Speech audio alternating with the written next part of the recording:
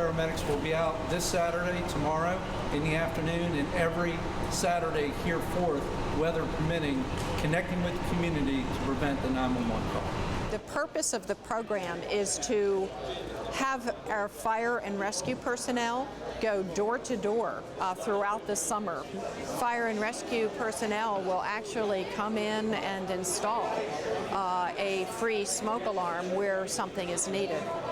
But in addition to that, they'll also look around if the family is interested in having them do so, to take a look at other things that could be fire hazards, and not just look and point things out, but also to help moving the grill, or doing something else that actually addresses a fire hazard. If someone is not home, they will come home and find a flyer on their door that lets folks know that someone was there with this positive and helpful message. And this is one more really good idea, and I think that kind of community engagement, that kind of partnership with the community and partnership with the corporate community to look out for our community is unique and special for Fairfax.